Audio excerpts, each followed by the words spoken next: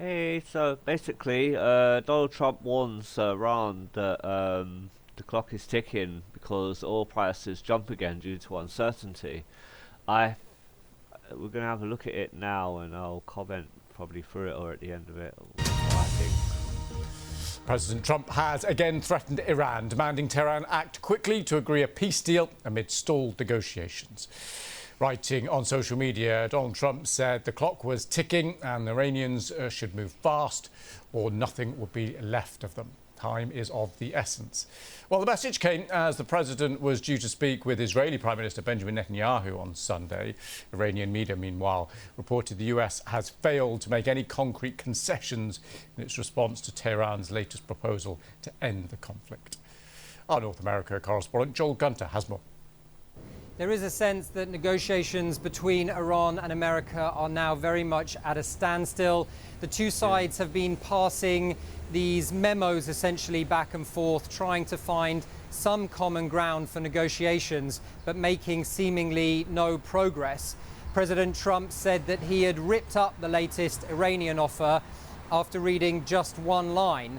And the Iranian state media reported today that the latest US offer had contained no serious concessions.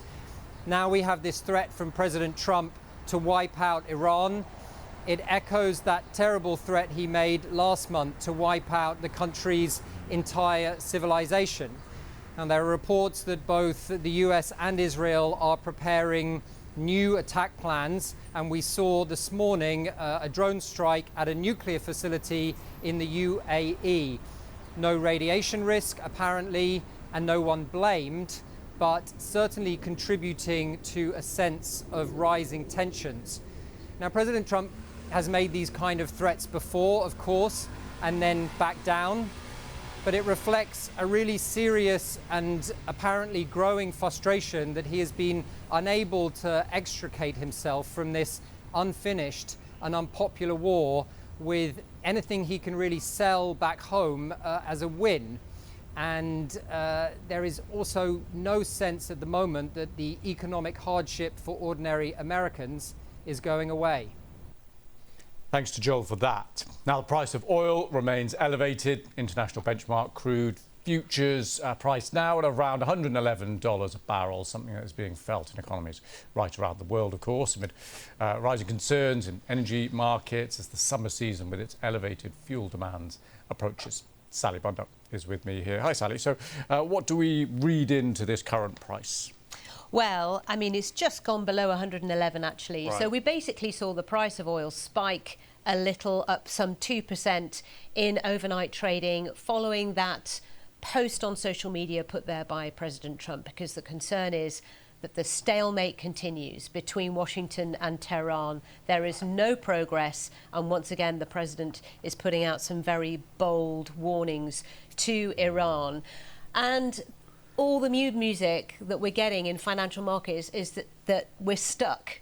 The Strait of Hormuz is shut, and therefore oil is not going to be flowing anytime soon, and that's a real concern, and therefore we see the price of oil go up. Interestingly, we've got G7 finance ministers gathering very soon today in Paris. We can bring you some live pictures now of preparations for that. We've seen Christine Lagarde arrive already. She's the head of the European Central Bank. We've seen France's finance ministers speaking to the press. They're the hosts. So it's central bank governors and finance ministers, and they're going to be talking about this very problem. The strait is shut to all intents and purposes, and that has inflationary pressure on their economies, but all economies globally. And what can they do about it, though? They'll be there talking about it. What levers can they pull? Well, exactly, Lewis. At the end of the day, they can't reopen that strait. No. If anybody could, President Trump would have tried that one already. What they're talking about is, OK, what can we do if this is even more prolonged than we expect? What emergency measures can we put in place? What reserves have we got available to us? And what can we do to support households and businesses in the meantime? And as far as Rachel Reeves is concerned, she already promised last week she'd be announcing something this week for help for households and businesses. But I mean, inventories around the world, they're getting lower and lower with every day that goes by. And for some economies around the world, certainly in Southeast Asia, I mean, their net oil importers. So they are really feeling the pain at the moment. We'll have a lot more on this in business. Sally, thank you. Well, there it is. A lot of people are suffering because a certain president of the United States is trying to avoid jail. Look, they ain't gonna do nothing about the Strait of Hormuz. You know, like all they have to do is like stop attacking Iran, end the war. That, you know, just leave things as they are. Israel want to carry on this crusade with Iran. Let them do it. A part of me thinks that Israel must have something on Donald Trump to do that. I have looked at a couple of videos where they do discuss stuff like that, like Israel does have to do with the Epstein files and stuff like that. Israel does have some damning stuff on Donald Trump, hence why Donald Trump is actually helping Israel the way he is. But yeah, no, he's thrown out dead threats again. I mean, he is going to follow through with one of these threats, I think, at some point soon. So, we'll see. Yeah, till next time, though. Yeah, hit that like and subscribe. Peace.